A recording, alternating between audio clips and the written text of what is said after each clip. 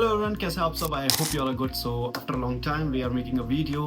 तो छोड़ो ये सब बातों को, लेकिन आज का जो टॉपिक है वीडियो का, that is dedicated to the new NEET aspirants, या फिर जो अभी फर्स्ट टाइम नीट का एग्जाम देने वाले हैं, या फिर जो नीट का एग्जाम दे चुके हैं फिर से ड्रॉप किया है, तो उनके लिए भी ये वीडियो एक टाइप से डेडिकेटेड है। तो मैं अभी ये वीडियो जो है 4 अप्रैल को शूट कर रहा हूँ। पता नहीं ये कब तक डली, लाइक 1-2 दिन भी लग सकते हैं। इट डिपेंड्स ऑन कि यार मुझे अपनी यूनिवर्सिटी से कितना फ्री टाइम मिलता है, कितना नहीं मिलता है। तो इस वीडियो में मैं आपको बताने वाला हूँ कि आपकी लास्ट कुछ दिन की स्ट्रैटेजी क्या होनी चाहिए अगर आप एक नीट एस्पायरेंट है।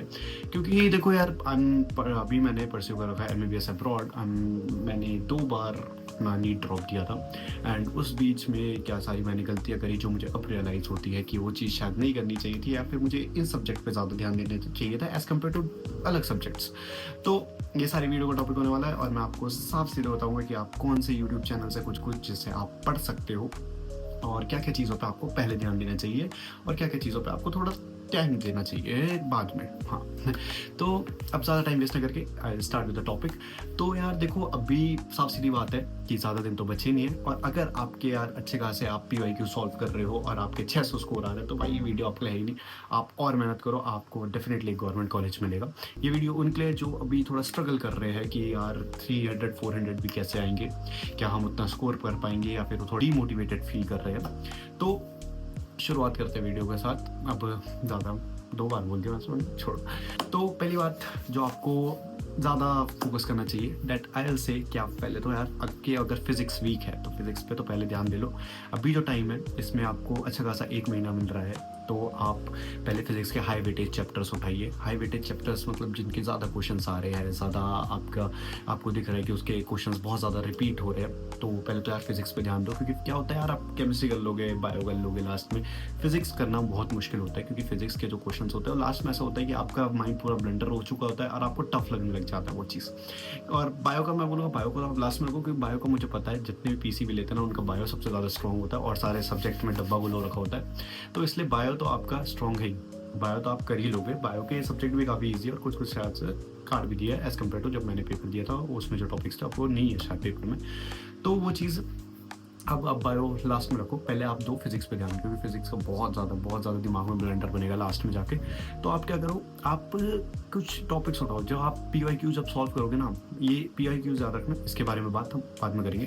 पहले तो फिजिक्स का हाई वेटेज चैप्टर्स आपको कैसे पता चलेगा? आप जाके PYQs को कुछ, आप जब PYQ सॉल्व करोगे आपको पता चलेगा कि ये जो क्वेश्चन है ये बहुत ज़्यादा रिपीट हो रहा है हर साल। आप ये मतलब अलग तरीके से आ रहा है, या फिर कुछ इसमें डिजिट चेंज कर दी गई है, लेकिन क्वेश्चन सेम ही आ रहा है हर साल।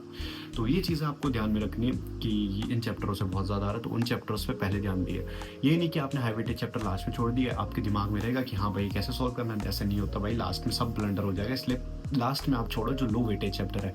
अगर आपने हाई वेटेज चैप्टर कर लिए पहले, तो आपके ज़्यादातर मार्क्स जो होंगे सिक्योर हो जाएंगे। तो फिजिक्स का तो ये हो गया। आप फिजिक्स पढ़नी कहाँ से? फिजिक्स के लिए यार देखो बहुत सारे हैं, कि जैसे फिजिक्स वाला कि आप अलग सर की ओल्ड वीडियोस देखो। ओल्ड वीडियोस में क्या कॉन्सेप्ट जो क्लियरेंस है ना, उसमें बहुत अच्छे से मतलब लाइक प्लेलिस्ट बनी हुई है हर कॉन्सेप्ट के ऊपर, कि ये कॉन्सेप्ट कैसा है, वो कॉन्सेप्ट कैसा है। ऐसा नहीं है कि वन शॉर्ट वीडियो में आपको सब कुछ बता दिया, तो वो नहीं। क्योंकि मुझे पता है बहुत सारों का फिजिक्स वीक होता है, सबसे ज़्यादा PCB में फिजिक्स ही वीक होता है। केमिस्ट्री होता है कि सबका हो जाता है, बायो तो बेस्ट है। तो इसलिए अलग सर की वीडियोस देखो भाई। पहले तो आप कॉन्सेप्ट क्लियर करना शुरू करो। ये दो कि जैसे आप अगर कितना पढ़ रहे हो ना, उसमें से थोड़ा टाइम तो आप कॉन्सेप्ट क्लियरेंस में निकालो फिजिक्स के लिए। ये तो होगा भाई फिजिक्स का। फिजिक्स को आपको पढ़ना है। ये भी नहीं बोलूँगा कि भाई आप सारा टाइम फिजिक्स में दे दो, इतना दो कि हाँ आप एक अच्छा खासा स्कोर कर सको हाई वेटेज चैप्टर्स की वजह से।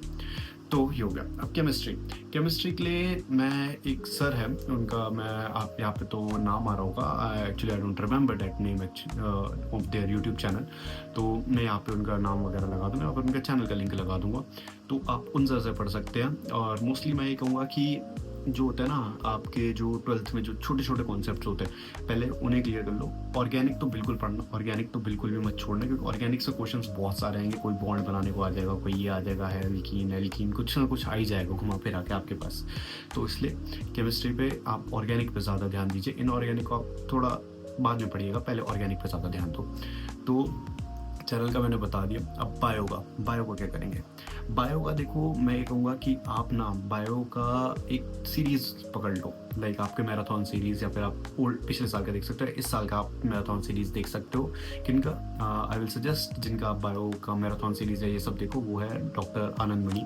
आनंद मणि से मैंने पढ़ा था, आई स्कोर्ड गुड मार्क्स, मैंने लाइक 360 का होता है तो अराउंड 320 या 340 मेरे कुछ स्कोर था बायो में। And bio is a good subject for high scoring subject है, क्योंकि आपने अगर बायो अच्छे से पढ़ा है तो अप्रोक्स 300 तो आप बायो से भी खींच सकते हो। तो इसलिए बायो का आप आनंद मणि से पढ़ सकते हैं। ही is a good teacher, biology बहुत प्यार से पढ़ा देंगे और बहुत ज़्यादा प्यार से।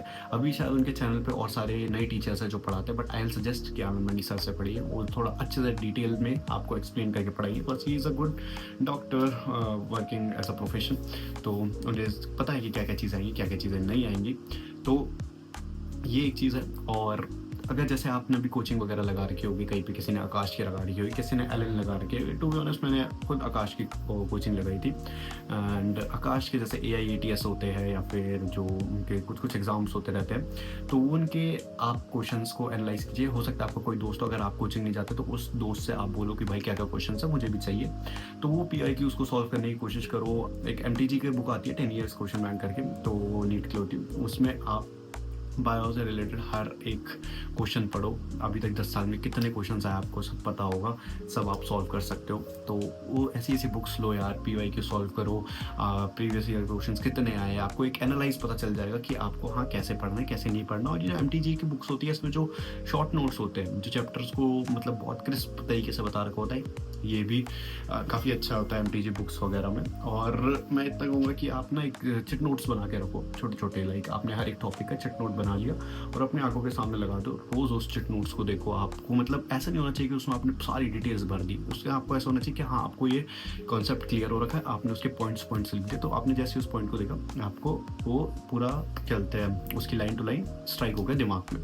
तो ऐसे आपको चीज़ें याद रहेंगी। एक फॉर्मूला शीट बनाओ फिजिक्स के लिए, हर एक फॉर्मूले को लिख दो, कहीं पे पेस्ट कर दो, जिसे आप रोज़ देखो तो आपको फॉर्मूले याद रहे। और मैं इतना बोलूँगा कि फॉर्मूले को रटो मत यार, फॉर्मूले को ना एक क्या कहते हैं अप्लाई करना सीखो हर क्वेश्चन में, कि कौन सा कहाँ लगेगा, क्या फॉर्मूला, कौन सी वैल्यू कहाँ जाएगी, क्या कितने पावर में जाएगा वैल्यू, कितने में नहीं जाएगा, किससे डिवाइड होगा किससे नहीं होगा।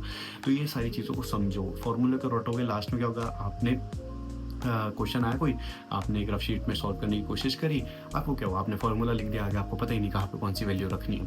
तो इसलिए फार्मूले को अच्छे से समझो, हर चीज़ को ट्राई करो। एंड क्वेश्चन वगैरह जो प्रीवियस ईयर क्वेश्चन बैंक्स वगैरह होते हैं उसमें तो भाई बिल्कुल करो। अगर आप आकाश जा रहे हो, आपको AITS वगैरह का पेपर मिलता है, उसे एनालाइज करो। ये नहीं कि हाँ पेपर देकर आए, आपके आ गए भाई 300-400 आ गए चीटिंग करके, बाद में आपने देखा ही नहीं भाई, अच्छे से उन पेपर को एनालाइज करो, देखो आपकी क्या गलती क्या नहीं है, उन चीज़ों को सही करने का कोशिश करो। या फिर आपके जो भी कोचिंग्स है उनकी बुक्स वगैरह मिलती है नीट वगैरह के लिए, तो वो पढ़ने की कोशिश करो।